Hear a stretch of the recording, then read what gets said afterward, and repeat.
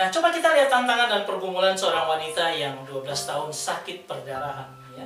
Bagaimana kondisinya dia?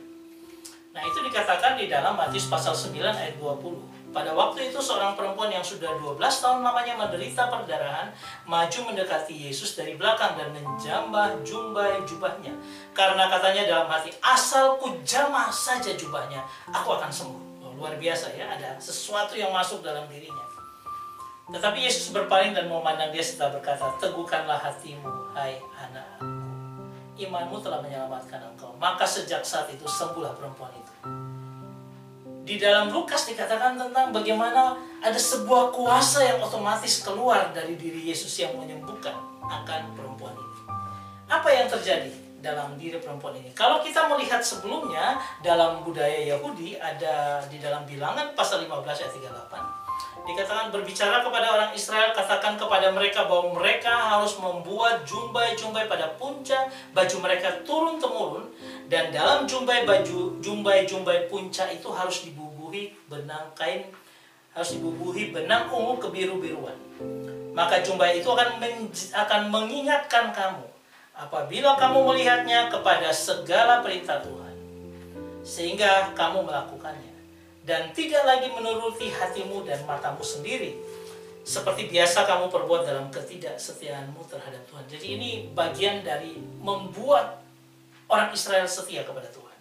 Maksudnya supaya kamu mengingat dan melakukan segala perintahku dan menjadi kudus bagi Allahmu. Ini pasti diketahui oleh orang-orang Israel karena mereka begitu belajar dengan akan Taurat Tuhan. Ya. Nah, jubah itu seperti apa? Itu seperti selendang doa, ya. Kemudian ada 4 sisi yang dipasangi akan benang biru itu. Nah, ini adalah kita dapat lihat ketika Daud hendak membunuh Saul, tapi dia merasa hatinya tidak tenang dan dia tidak mau bunuh, tapi dia potong jubahnya. Nah, dalam perkembangan itu jubah itu juga akhirnya jadi pelambang sebuah otoritas, ya.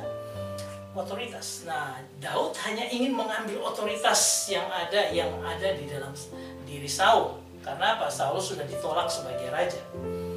Supaya dia tidak membunuh akan Saul, ya. Nah, itu perkembangannya. Nah, perkembangan selanjutnya ada ketika Rut dan Boaz, ya. Nah, ketika mereka bertemu, kemudian di Rut pasal 3 ayat 9 dikatakan, ya, saya tidak baca semuanya, kembangkanlah kiranya sayapmu melindungi hambamu ini. Mertua daripada Rut, Naomi, memberikan saran kepada Rut, kamu harus katakan kepada Boaz untuk mengembangkan sayap melindungi Rut ini. Karena banyak orang yang tidak suka dengan Rut mungkin, ya. Sehingga apa? Dia perlu perlindungan daripada Boaz. Nah, untuk itu dilambangkan dengan, ya, selendang doa ini untuk berjumbai-jumbainya itu dikembangkan seperti sayap. Gambarannya seperti itu. Nah, kata yang dipakai adalah kata kanap, artinya sayap.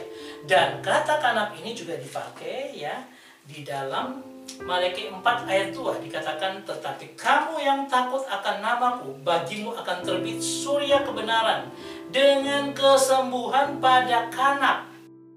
Ya, jadi kanap itu menjadi sebuah tanda kesembuhan, ya. Kamu akan keluar dan berjingkrak seperti anak lembu lepas kandang.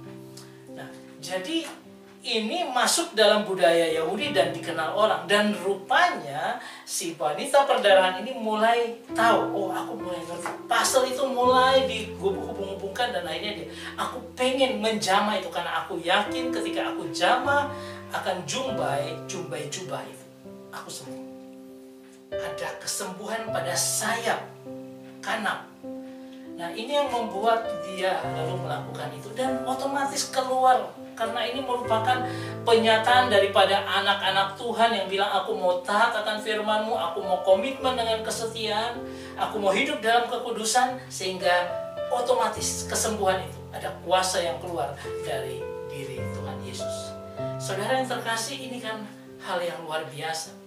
Seorang wanita yang bukan siapa-siapa, dia memahami firman dari melalui pasal-pasal yang ada dalam hidupnya dan dia mengambil kesimpulan. Aku jamah jumbai itu. aku sembuh. Ya, dia menambah koleksi daripada perempuan pahlawan iman. Dan ada satu lagi nanti akan kita lihat. Tetapi coba kita lihat bagaimana perkembangan terakhir dari Leslie dan Lee Strobel. Nah, mereka tetap saling mencinta walaupun di dalam kondisi mereka seperti itu.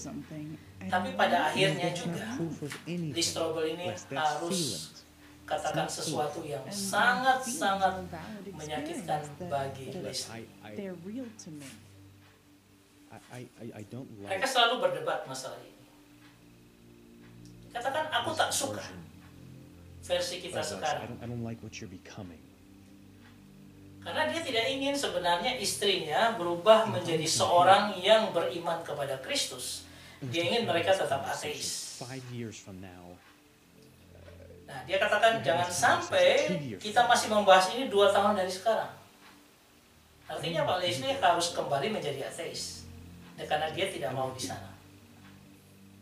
Nah, ini jadi pukulan berat bagi istrinya bahwa suaminya sudah buat sebuah pernyataan.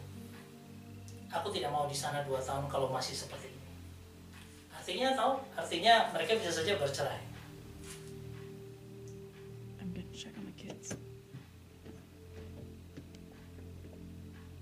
Apa yang dilakukan oleh Leslie?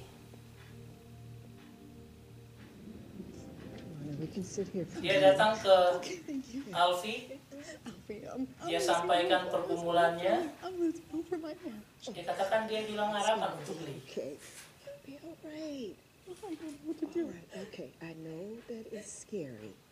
Dia menangis karena itu menakutkan bagi dia. Tapi ada satu hal yang dikatakan oleh Alfie. Tuhan selalu menepati janjinya. Dan Yehezkel pasal 36 ayat 26. Dia bilang, aku janji akan memberikan hati yang baru dan roh yang baru. Aku akan menjauhkan dari tubuhmu hati yang keras. Ini memberikan pengharapan bagi Leslie untuk melihat kembali. Harapan itu tetap ada. Bahwa suatu waktu, Lee Strobel, suaminya, akan percaya Tuhan.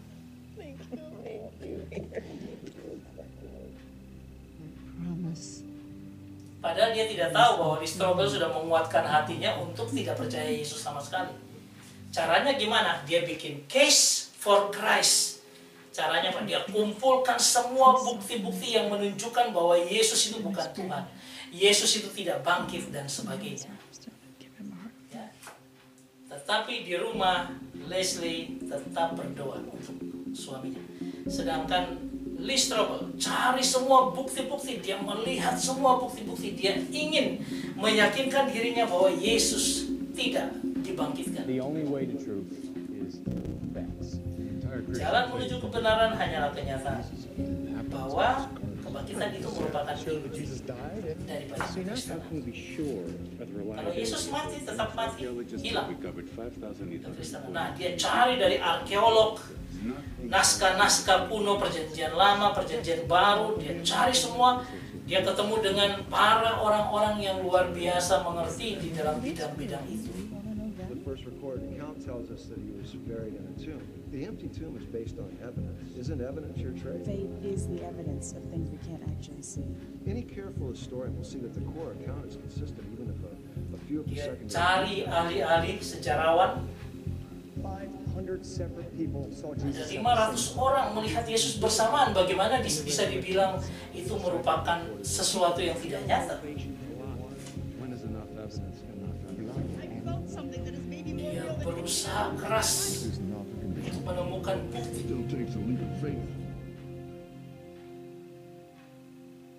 Sampai pada satu titik, dia tanya, kenapa dia melakukan itu?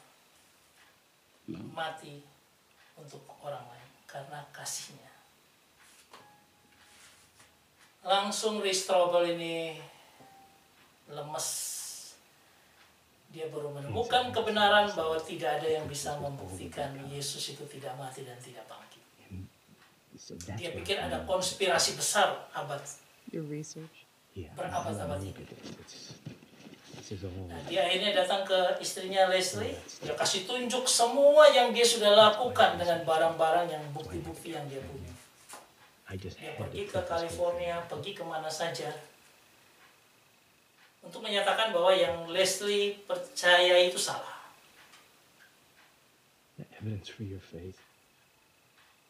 Tetapi dia dapat bukti daripada imannya Leslie. Sebenarnya banyak sekali bukti bahwa benar iman Leslie di dalam Tuhan Yesus. Dan dia tidak bisa menyangka itu.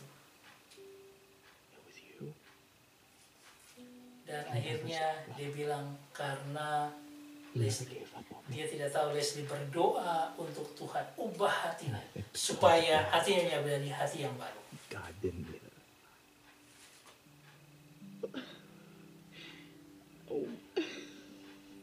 Luar biasa Leslie melihat bagaimana fakta iman. Ketika dia melihat pasal itu satu-satu mulai terbuka, dia mendapati suaminya Listro bertobat, datang kepada Tuhan. Dari sesuatu hal yang tidak mungkin menjadi mungkin.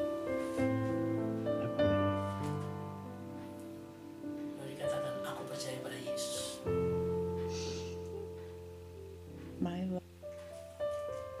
Saudara yang terkasih, kalau kita lihat dari pemetaan 3 perempuan pahlawan iman, ada satu pahlawan iman yang luar biasa kalau kita bicara tentang seorang wanita yang 2 hari sebelum Yesus naik ke Golgota, dia urapi bukan kaki, kepala. Kalau dia sudah urapi kepala berarti pernah mengurapi kaki. Ya. Nah, orang ini juga orang yang sama yang saya yakini ketika Tuhan Yesus akan menghadap Bapaknya, dia tunda dulu, ketemu dulu dengan Maria Magdalena ini, yang lagi tunggu di pintu daripada gua di mana Yesus dimakamkan. Ini wanita yang luar biasa. Dan kalau kita melihat, merekonstruksikan semua kejadian ini, tidak mungkin ini wanita yang biasa, yang tidak dikenal oleh orang-orang. Ini adalah wanita yang pertama kali datang mengurapi kaki Tuhan sambil menangis. Setelah itu dia bangun persekutuan doa wanita, persekutuan wanita di sekitar Tuhan. Dia melayani sampai 2 hari sebelum Yesus naik ke Golgota. Dia pecahkan buli di atas kepala Tuhan. Dia dihujat orang, dia tidak peduli. Tuhan bela dia. Sampai 3 hari Tuhan bangkit. Tuhan pertama sekali menemui dia. Ini penghargaan yang luar biasa kepada seorang wanita yang adalah Maria Magdalena. Saudara, sesuatu yang terbaik bagi Tuhan tidak mungkin tidak berdampak besar dalam kehidupan kita. Jikalau sesuatu itu adalah Tuhan membukakan sesuatu yang luar biasa, kita tangkap maksudnya, pasal itu kita susun dengan baik supaya kita mengerti maksud dan kita kerjakan, itu akan memberikan dampak yang luar biasa. Dan saya berharap wanita-wanita, perempuan pahlawan iman zaman sekarang ini juga bisa melakukan itu. Dekat dengan Tuhan, lihat bagaimana arahnya, ambil itu jadi imanmu, kemudian lakukan. Kau akan melakukan perkara yang besar di dalam Tuhan. Saya berharap ini menjadi berkat dalam kehidupan kita. Inti yang kita bisa pelajari adalah hidup bergaul dengan Tuhan, dekat firman-Nya, terus menerus. Siapapun juga engkau, terus menerus dengan firman. Supaya Tuhan mulai membuka pasal itu satu persatu, dan dia akan mengarahkan sampai dengan final destination yang Tuhan harapkan ada terjadi dalam kehidupan kita. Kita menyelesaikan tugas kita, finishing well dengan baik. Cari bagian mana yang terbaik bagi kita. Bentuk pasal-pasal itu menjadi nyata. Hidup dengan obsesi finishing well, selesaikan tugas kita dengan baik. Dan ini akan menjadi sesuatu yang luar biasa. Karena Tuhan ketika membuka, tidak akan pernah meninggalkan anak-anaknya. Saya berharap ini menjadi berkat dalam kehidupan kita. Tuhan Yesus memberkati kita semua. Amin.